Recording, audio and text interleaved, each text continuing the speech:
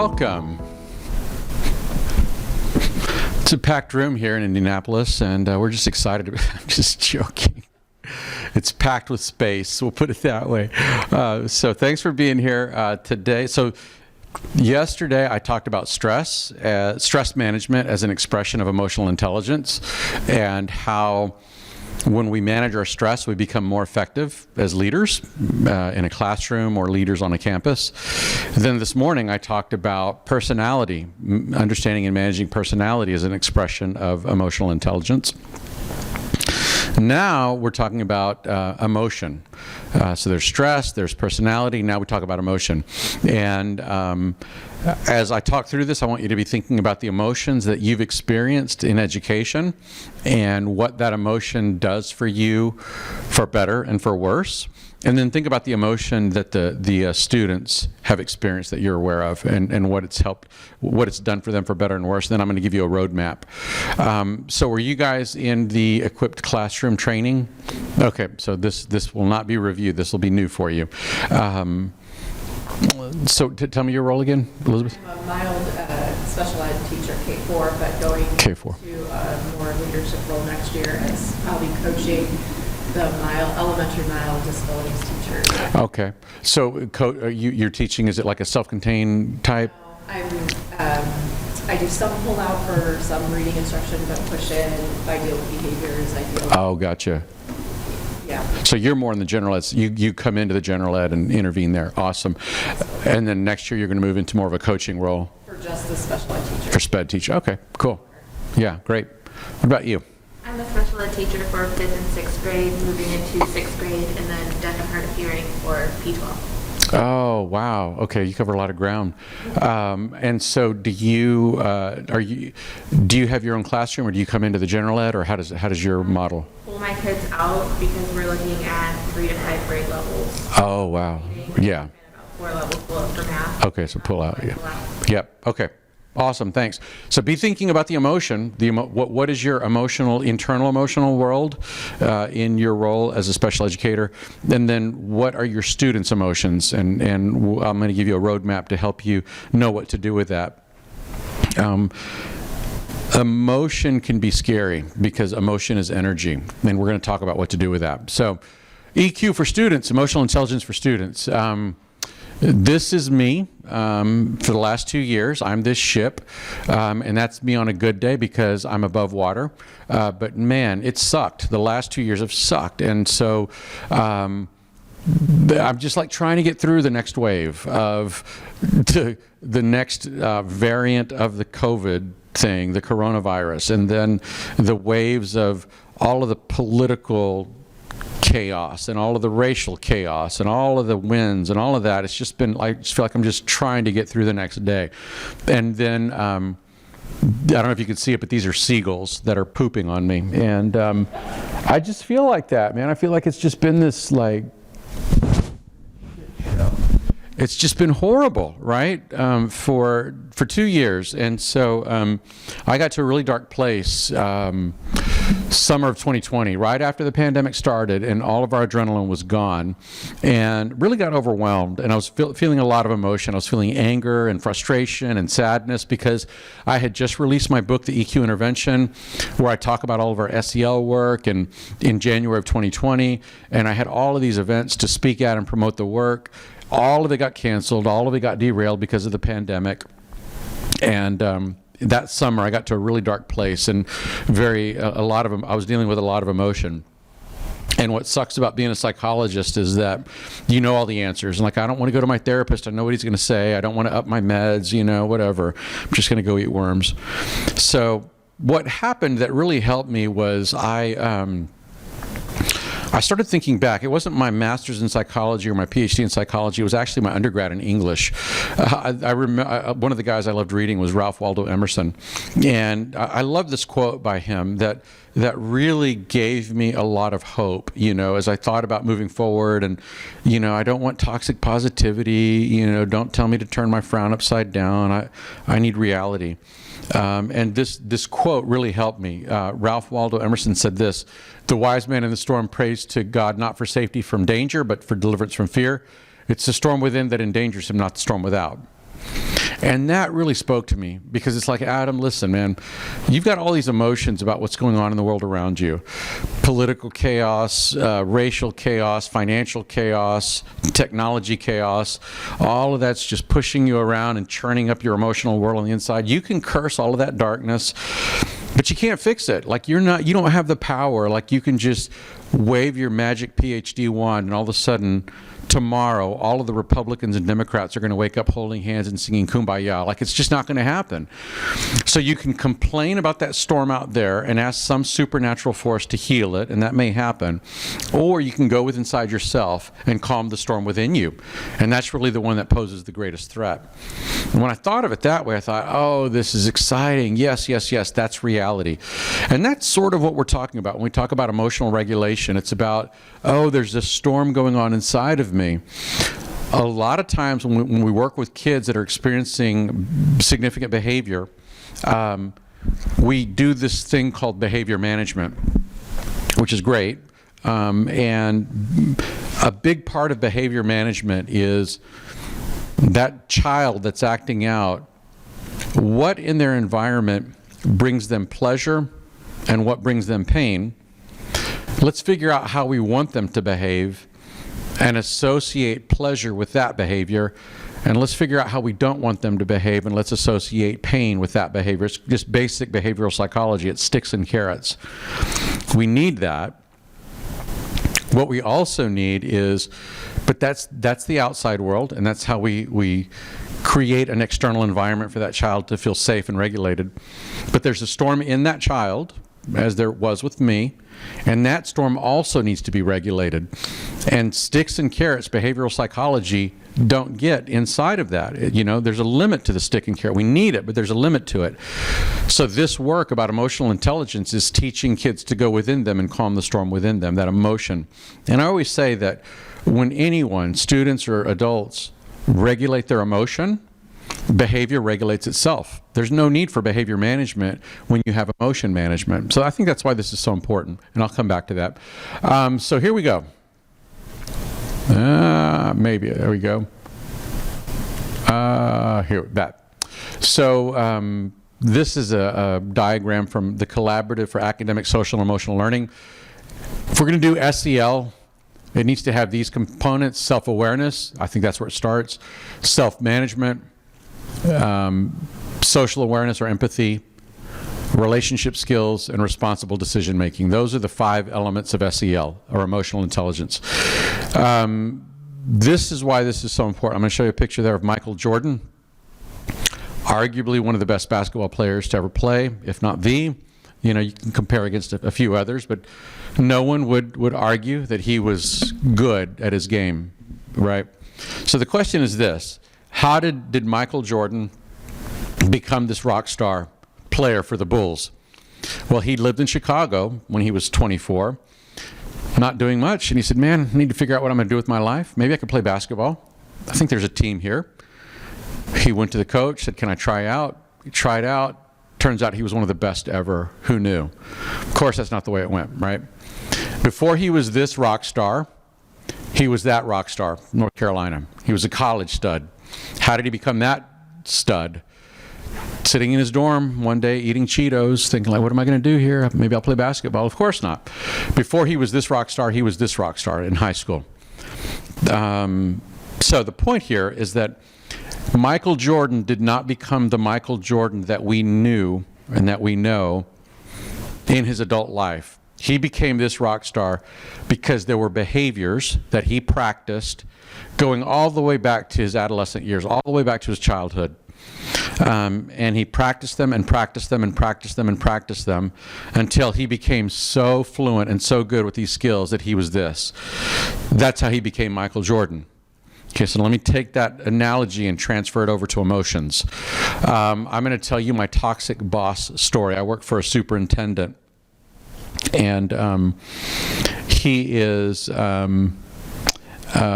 had, when I was in Elkhart, in December, I was fortunate to have lunch with tell me your superintendent, Dr. Tallheimer. Say again? Dr. Tallheimer. Tallheimer? Yeah, that's right. This boss that I'm going to describe is the antithesis to Dr. Thalheimer. I love him. I love him. In contrast to leaders like your leader, Dr. Thalheimer, let me describe the superintendent I had. The guy was a narcissistic control freak.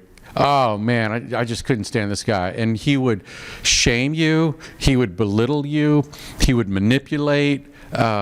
He would literally do this when he talked to you and wave his finger in your face. Nobody liked the guy, you know. And fortunately, he wasn't there very long. I just feel like I need to say this just to give you a sense of how toxic this guy was.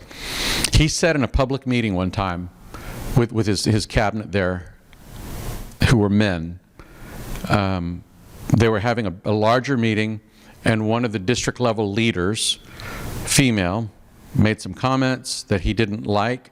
After they left and he was with his cabinet of men, he said this publicly: "What does that woman bring to the table other than her?" And he named parts of her body. I mean, that's this guy, right? Toxic, toxic, toxic guy. Couldn't stand him. So how did he become that superintendent? Well, he was a servant leader, and then one day he woke up and said, "I've been a servant leader superintendent like Dr. Thalheimer all my life. Let me try something different. Let me be a toxic narcissist and see how that goes." No, not how it went. So before he was that superintendent, he was probably that principal, right? And he was a toxic principal, and my guess is that before he was a toxic principal, he was a toxic teacher. All of that goes back to before he was a toxic teacher, he was probably a toxic teenager. He was probably a bully in high school. And just as Michael Jordan learned that if he practiced certain skills, they would serve him well, the toxic bully learned, if I can be a toxic bully, that will work for me in life. And it worked for him, and he made it to the top of an educational system being that guy. So the point here is that the skills that we practice in childhood take us into adulthood. Whether those skills are adaptive or maladaptive, whether those skills are helpful or hurtful, toxic or tonic, what we establish in our childhood carries with us. And so wouldn't it be wonderful then if we could start giving our students a roadmap to manage emotion? Because think about it, you know, our kids, when they leave school and they start working and they go to the military and they go to college and they go to trade school and they start getting married and having children, if they have an innate ability to manage emotion, that piece of emotional intelligence, everything that they do will benefit as a result of that. And so that's why I think this is so important that we start with our kids when they're young. This matters because the skills and habits we impart to our children carry into their adulthood for better or for worse. So here's the graphic again: self-awareness, self-management, social awareness, relationship skills, and good decision-making. Here's another way to think of it. It really starts with me as the adult, as the interventionist, as the leader of an intervention group, as the leader of a classroom, as the leader of teachers who are intervening. I've got to be aware. Once I'm aware, then I can regulate my emotions and my thoughts and my personality and my stress. That centers me.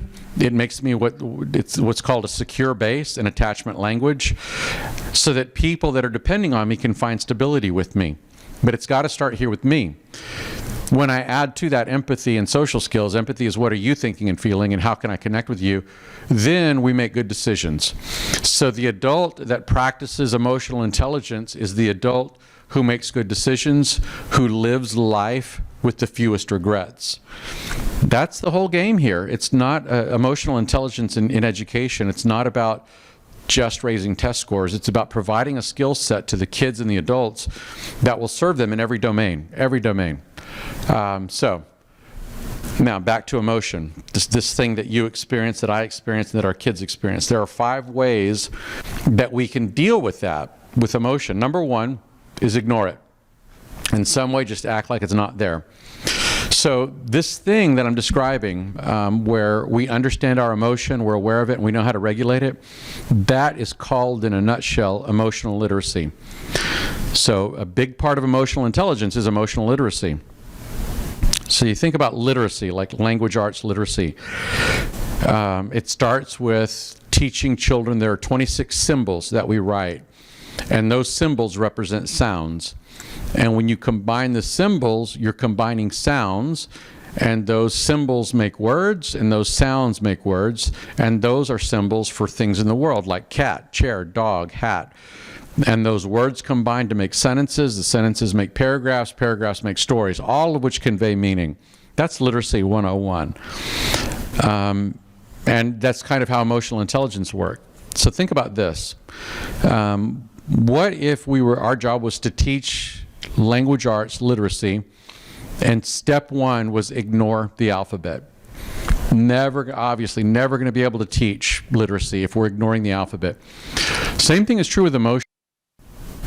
Sometimes when we're feeling our emotion, or students are feeling their emotion, it's tempting to want to just ignore it. And there's a time and a place to ignore it, where you just don't have time to deal with the emotional stuff, and that's great. But if that's my go-to, if all I'm doing is ignoring emotion day after day after day after day, I'm never going to get to a point where emotional literacy develops. Ignoring emotion is a quick, good, easy out that we need to use sometimes, but it can't be our go-to. And let me say that for men, young men in America, probably true in other cultures, but certainly in America, we're trained to ignore emotion. I mean, that's a hallmark of masculinity, is you squash emotion. In fact, I saw a quote by a superintendent the other day that really pissed me off. I firmly agreed with half of it, and the other half of it, it just really pissed me off. He said, while presenting to other superintendents, something along the lines of, the first part of it, 2 things that are a killer to an effective leader. Number 1 is ego. And I'm like, yep, check. And then number 2, emotion.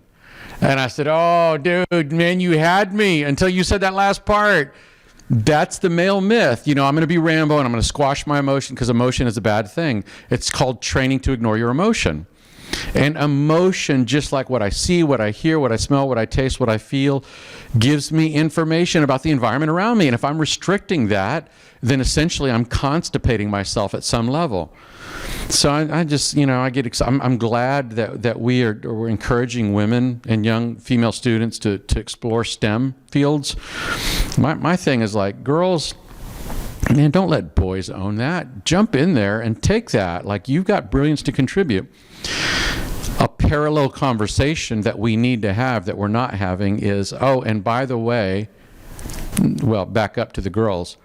If we're going to encourage girls to engage in STEM, at some level, the adults in that girl's life need to also encourage it. The mother or the maternal figure needs to say, yeah, no, really do this, right?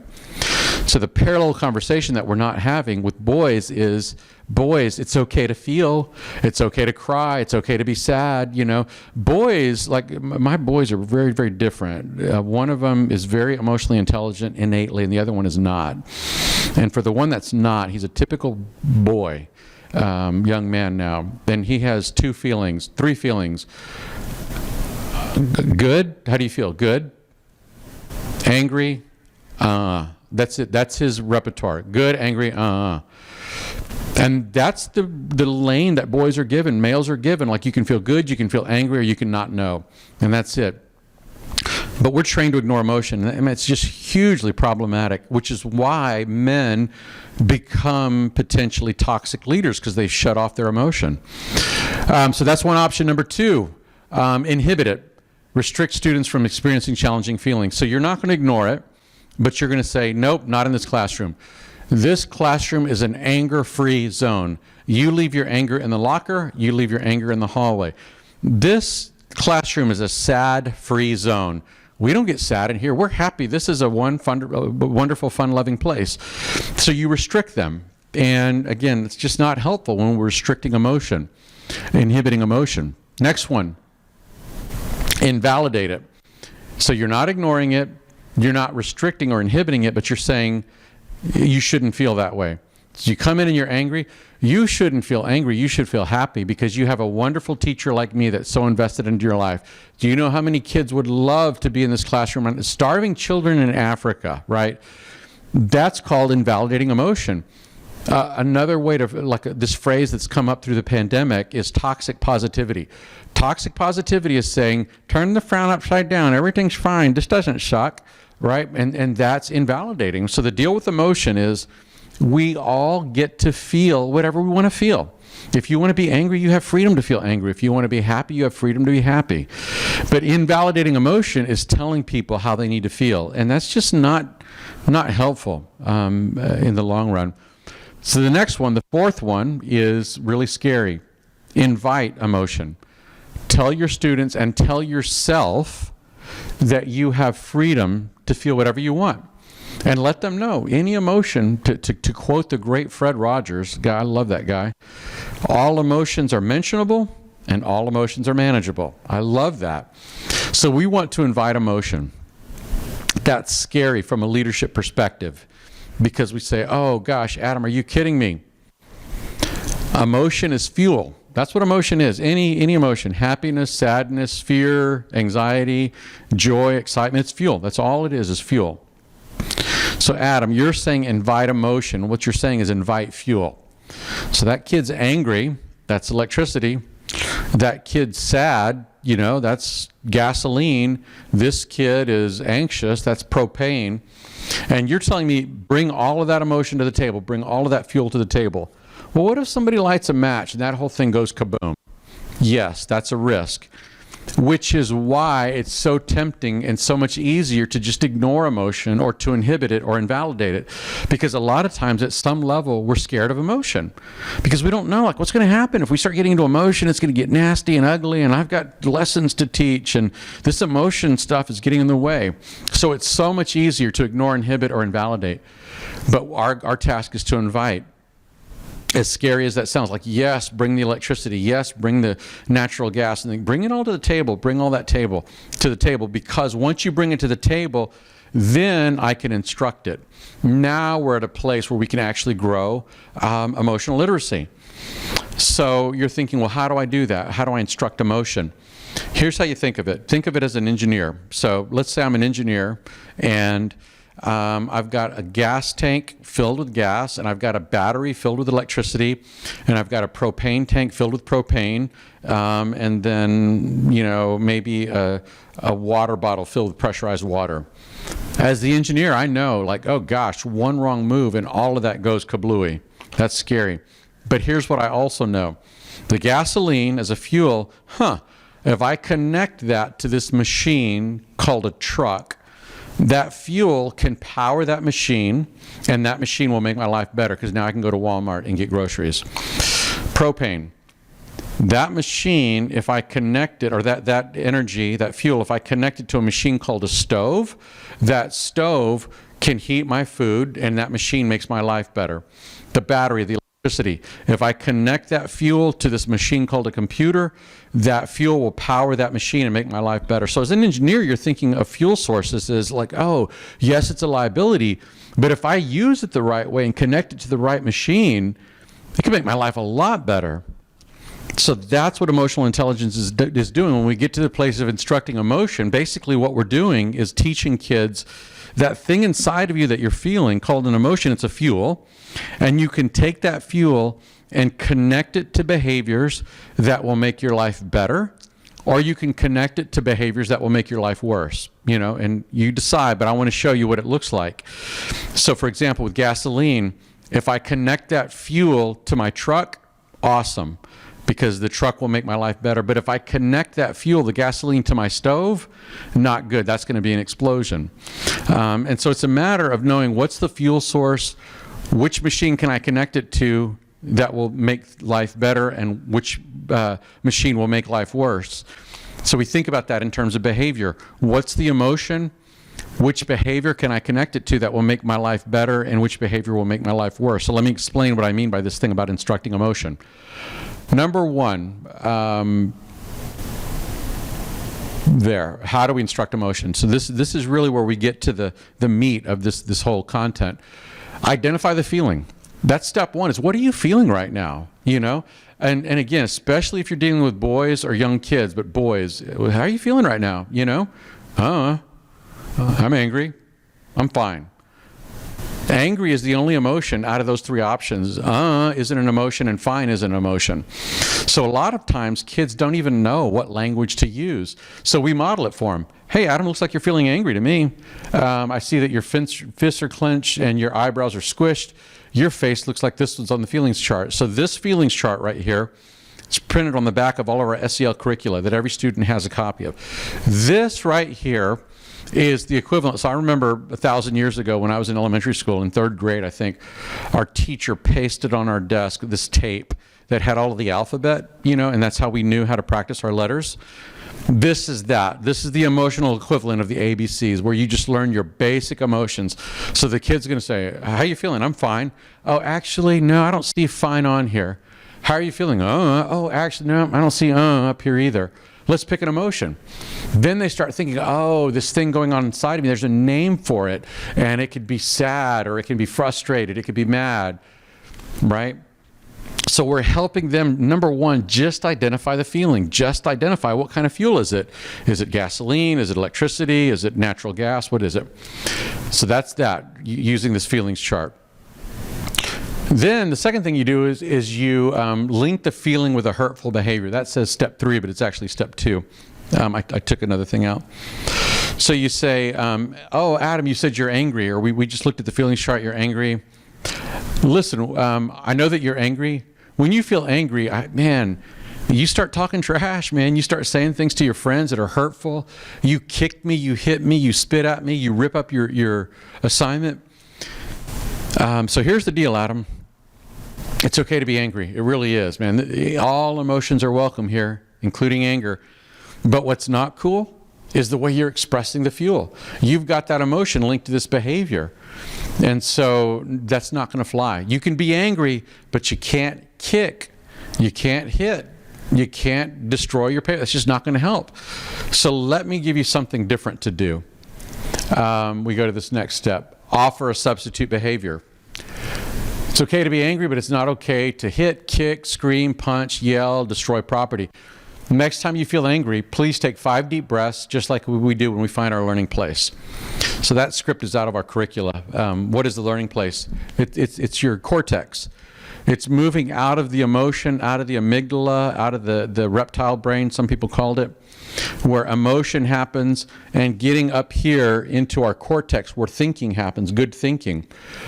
This is your learning place. This is your emotion. I tell kids, think of a mullet. Like back in my day, it was business in front, party in the back, right? That's how the brain works. It's business up here, party back here, emotion back here.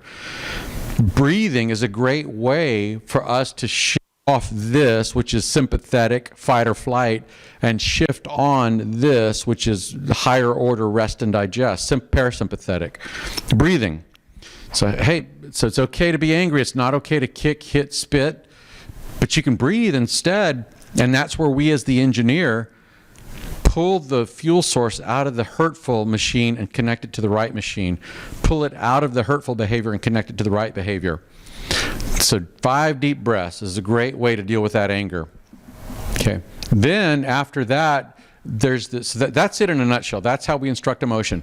Identify the feeling, link it with a hurtful behavior, and then offer a substitute helpful behavior. That's it in a nutshell. That's the emotional intelligence roadmap. Here's the deal, though. After step 3, after you link it with a helpful behavior, this is where adult SEL, or adult emotional intelligence, and my own emotion comes into play. So let's say you've got Adam in your class, and Adam has an emotional disturbance, right? And you're trying to teach Adam, and he's got a learning disability in reading on top of that. So, learning is not really where he's going to want to go from day to day. And his behavior tells you that learning is not where he wants to go. So your job is to help him learn.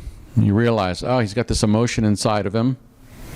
Got to help him deal with that fuel, get it regulated so that he can learn. Great. So we're practicing breathing, and then all of a sudden Adam starts to spike, and you see the stage of escalation start to happen. Your spidey sense starts to tingle. And you say, oh, here we go, man. Adam's getting emotional. So you go through the protocol. You say, oh, that's right, emotional literacy. I've got to teach him how to manage his emotions, because if he manages emotions, behavior manages itself. Great. Okay, Adam, how are you feeling right now? Looks like you're feeling angry. I'm pissed off because you suck, blah, blah, blah, blah. Hey, I feel angry too sometimes, no problem. You have freedom to feel angry. But you just destroyed all your assignment. You know, that's not, you can't tear up your paperwork, or you can't hurt people. So instead of doing that, let's practice your breathing exercises. Remember we practiced that in our SEL lesson? All right, give me 5 deep breaths, Adam. So Adam goes, 1, 2, this is, BS, you suck, I hate you. And then couldn't even get through 5 breaths. So as the adult in that scenario, a likely emotional response from me would be frustration. Are you kidding me? Like, man, I'm trying so hard to help you. And if you can't read, you're going to be at a deficit when you get out into the real world. And I'm here to love you and serve you. And I'm even going above and beyond, because I'm not just teaching you to read. I'm teaching you how to manage your emotion. And it's so hard for me. And I'm already so depleted. And you can't even take 2 deep breaths. I mean, you can't even take 5. You took 2. And then you ended up tearing up that worksheet anyway. What's the point? That's where I tend to go as the adult that's not regulated and not self-aware. You get frustrated. You have these emotions. Very understandable. But in that moment, I can stop. What's on me then as the adult is to say, I'm frustrated. I'm discouraged. I wish you could have taken 5 deep breaths. It doesn't seem like that much to me. But I'm not going to let that emotion in me drive inappropriate behavior as the adult. I'm not going to say, come on, get it together. When are you going to learn? We've been doing this for 6 weeks. You should know this. All your friends know how to do this. Why don't? I'm not going to do that. I'm going to take some deep breaths of myself. I'm going to regulate myself. And I'm going to say, Adam, I asked you to take 5 deep breaths. You only took 2. And then you destroyed the paper. But I want you to know I'm proud of you, because you took 2 deep breaths. And you couldn't do that before. Awesome. Good job. Maybe next month you can take 3 deep breaths, or maybe you can take 4. But for right now, you gave me 2. Awesome. Thank you for the work that you've done. Do you see how completely different the response is to that based on how well I am or am not regulating my own emotion? So that's the way that we instruct emotion. We identify the feeling, link it with a hurtful behavior, then we encourage and train the student to relink it with a helpful behavior. Okay, so let me stop there, and I want to hear back from you on 2 domains. Number 1, what is the emotion you see your students struggling with now most frequently? Is it anger? Is it depression? Is it anxiety? What do you see when you're working with them? I see a lot of anxiety. A lot of anxiety. And what as a leader, as the teacher, as the adult, do you see behaviorally that lets you know that that's the feeling? A lot of eye darting around and then escape. Yeah, escape. What does that look like, the escape? Sometimes running out of the room. Yeah. Or leaving the building. Or I've had one student break a window to the classroom and try and escape. Yeah, so literally trying to escape, not just psychologically zoning out, but literally physically trying to escape. What's scaring them, do you think, about being in that classroom? It's just being unpredictable or not getting what they want sometimes when, you want, you're getting a consequence for your actions that you had previously, and everybody else gets to do this fun thing, and then you're stuck making up some work. And you don't want to do that, and that's understandable. No child wants to be left out, so that just being different than people. Yeah. And, or just having to sit in a room and listen to a lesson when it's beautiful out and people are outside. Yeah. So it could be something as obvious as, you have a consequence, and so they're anxious about facing the consequence, or no consequence at all. It's just that there are 78 other things that are more appealing than being in this classroom. Yeah. So how do you respond to that emotion? What's a typical response for you? It's my normal. Uh-huh. It doesn't trigger me. It's just I know I have to consciously prevent that I'm calm. Yes. Sometimes I do get a little anxious inside, but I know I have to prevent as calm. Right. And it's just almost okay, they're excessively anxious. I need to be the stable one. I need to be Yeah. making decisions. Okay, let's do this. And then like ordering adults at the same time because we're now in crisis mode. Yeah. And, you know, thinking 3 steps ahead. And so it's just all of this stuff. But after it is when, you know, I have to go practice the self-care and myself feel my emotions. Yes. I have to turn mine off. Yep. In the short term, shutting off emotion is necessary. Yeah.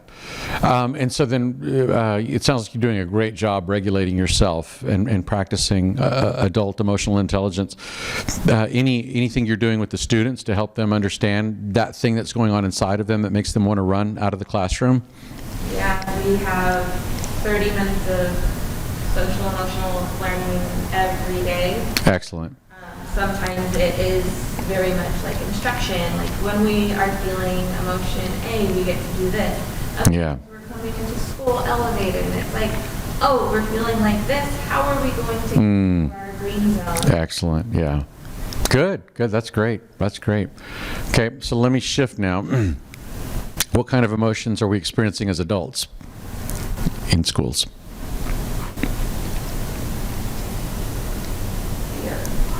I'm trying to cancel snow days. I'm sorry to be disengaged, but I am. Not at all.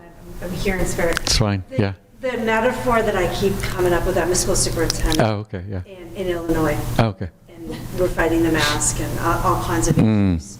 Apparently it's better than LA, so I learned that here. But the metaphor that I keep kind of thinking is like if you're at the beach and a wave comes and you duck under and it hits you, and then you come up and you suck some air, and another one hits you, and another one hits you, Yes. and another one hits you. Like, I can't keep up with all of the crisis Yeah. that's coming my way. Yep.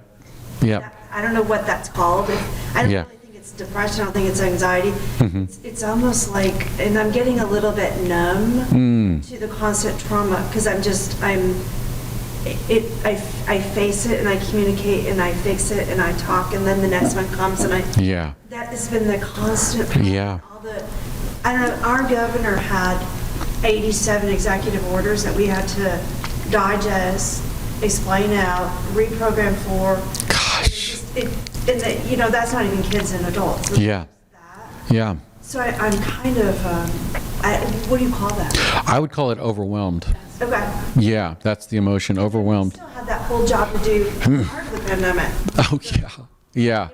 Yeah, I was exhausted in 2019. You know, before the pandemic, I was just, tired, and now Such a winner. oh gosh, yeah. I overwhelmed, exhausted are two, exhausted speaks more to physical, but you could be emotionally exhausted as well. So then, okay, great. So we've identified a feeling. Which life-giving behaviors can we link with that feeling? Well, let's start with this.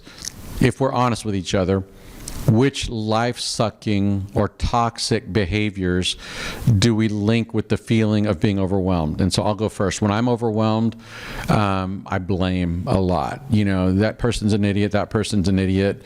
And then when I'm overwhelmed, I'm just kind of cranky. And when I'm overwhelmed, I get really good at finding negative in what's not working in my life and in my system. And it feels good to me at some level to do those things because I just want to like a pound of flesh out of people. So when each of you feels the way that you feel as an adult, what are some life-sucking behaviors that you engage in your worst moments, in your shadow, as we'll call it? I'm dismissive. Like, it's like I can handle this and anything else doesn't matter. Yeah. I will, it's sometimes very rude when it's like, I can't handle that right now. Yeah. And it's like, even like with the sweeping hand motion, Uh-huh. and then you look back on it and it's like, no, I never want to present like. Yeah. Do you say shoe? Yeah. No, yeah, I agree. What else? Any other? Just short-tempered and, Yeah. like you said, Grumpy, yeah. It feels like my wife's an occupational therapist in the school district, and I told her it feels like collectively we're a 3-year-old that just needs a 2-year nap, like we just need to just go away and rest and then come back out and re-engage. Like a 2-year-old for a hot minute. Yeah. I've lowered my personal standards. What's that? I have lowered my personal standards. Oh, yes. I ate a case of chicken noodle soup by Campbell's somewhere between Halloween and Thanksgiving. That was my meal. Yeah, absolutely. So multiply that by other avenues of life. Because Sure. It's kind of like survival's not the right word. I'm not in the trench, but Right. it's that. Yeah, it's in psychobabble we call it decompensation. That's normal behavior. Yeah, you decompensate, and your new normal is you eat things you never ate, you spend money the way that you never spent it before, you use language you normally use, you shoo people when you don't normally shoo them, all of that is decompensation. Okay, so I think it's perfectly acceptable and understandable for all of us to have these difficult emotions, and for those difficult emotions to be linked with behaviors that are less than, that don't represent our best self. So I'm not judging that in myself or in any of you. So then the question is, if we start shifting out of the survival mode and shifting into like, hold on, I'm going to start claiming some control of my life to the best degree that I can, what might different behaviors look like? So for me, I'm grumpy, I'm angry, I'm short, I'm blaming, I'm cynical, I'm snarky, sharp with my tongue. Okay, you need a nap, Adam. We get it. It's pandemic. You need a nap, but you can't set up camp there. So what does it start to look like? So for me, being life-giving looks like surrender as a behavior. Case in point, I checked into the hotel Tuesday night, scheduled to fly out tonight, Thursday, and I've got a lot of work to do back in College Station Friday, and rumblings about weather. And so I tried to be positive and proactive, so I said to the person at the front desk at the hotel, there's a chance that I may need to stay here Thursday night. I'm going to rebuke that possibility in Jesus' name, that I don't have to, but who knows? So let me just be careful. Thinking like, no, surely my flight will leave Thursday. So the first email I got Wednesday morning was from United, your flight got canceled. And so there's the 3-year-old version of me that wants to cuss United and cuss the weather and, blah, blah, blah, blah, blah. So no, Adam, practice surrender. Breathe in peace, breathe out your anger. Breathe in peace, breathe out your anger. I know you want to go to candy right now. Don't just go to the lean protein that you need. And out of those two options, I did my breathing, but I did candy. So it was a partial victory. So that's what it looks like for me when I start re-engineering my emotions, and as they're linked to toxic behaviors or hurtful behaviors, and then relinking them to adaptive, helpful behaviors. That's what it's looked like for me. So what about y'all? What might it look like? I make lists. Make lists, good, yeah. I have to organize my thoughts, like when I'm super overwhelmed. Yeah. Everything just constantly jumbles in. I have to make a list, and it might be 15 pages long of just one thing after the other that needs done, and then it's like, oh, I don't have to do all of this. Yeah. And I'm learning to ask for help. Good for you. Yes. It's a skill. Yes. I don't like it. Yeah. I have to give up control, so I'm giving up control. Yep. That's great. That's great. Oh, as you said, make a list. One thing I thought, as you begin to emerge and find a more resource and agency, as you recover through this, one of the lists you might want to make, just a sticky note, list of people that you dismissed during the day. You're like, get away, shoo. And then maybe at some point send them an email and say, hey, I know I was dismissive. I'm sorry, I'm working on it. Just that could be huge, just to let people know that I know that was inappropriate. I'm not perfect yet. I'm working on it, go a long way. Excellent, yeah. And they oftentimes will show lots of grace. Oh, yeah, yeah. I went off on my guiding coalition team, not at them specifically, but on the fact that I wasn't getting to change my job in January. Uh-huh. And so I had my stomping, like the 2-year-old moment. And then Yeah. the meeting, oh God, that was terrible. So I emailed them, I am so sorry that I. Oh, cool. And Yeah. oh my gosh, you're fine. Oh, wow, yeah. Don't worry about it. Yeah. Thank you for showing me. Yeah. You know what? I think the superpower that many of us will find through this pandemic is it's not perfection or invincibility or, conquering.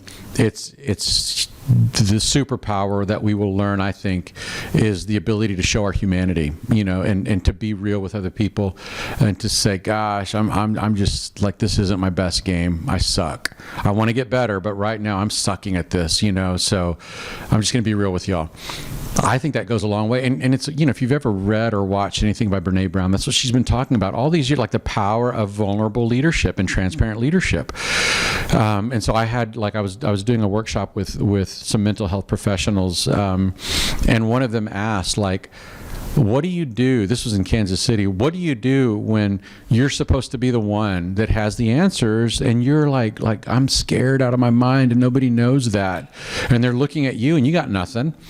And I said, then that's what you give them, is you give them transparency and say, man, I just want y'all to know I feel really insecure. I feel like I should have answers. I feel like I should be charging the lead to peace and joy, and I feel just as scared and lost as y'all do.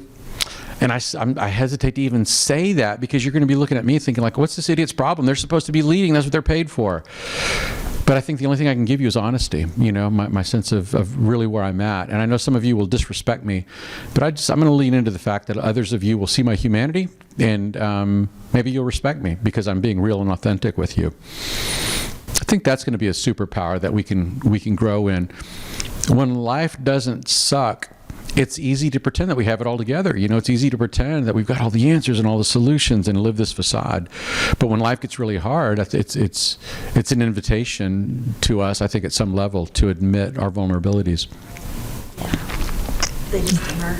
What's that? They emerge, yeah, absolutely.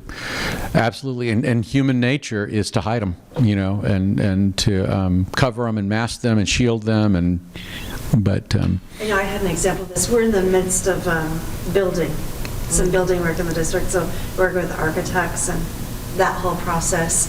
And our building, a lot of committee meetings and finance and building committee meetings and the regular board meetings. So you have to have your ducks in a row. Yeah. That level of play. So the building committee made a decision to replace a structure.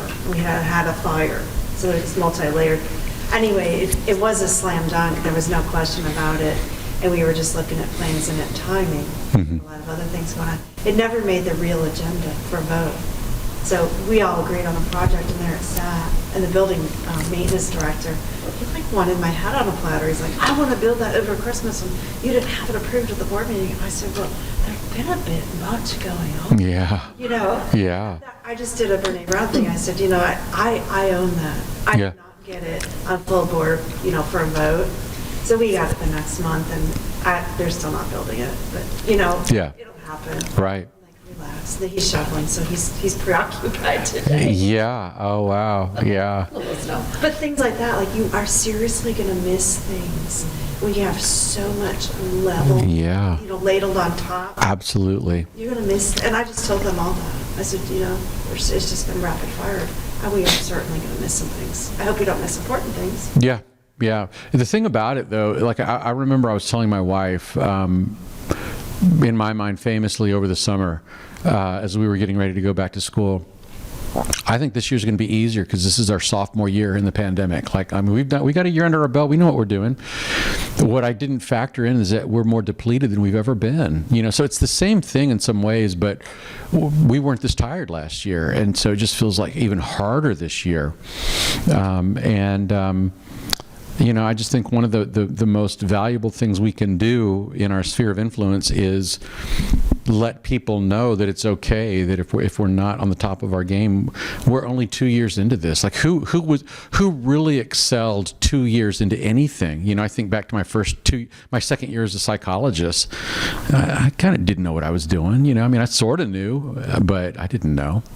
So, awesome. Any questions? Anything I can clarify for you about any of this work on emotions, emotional intelligence? No? A lot of that's becoming mainstream. Yeah. I was very excited to see. Oh, good. Yeah.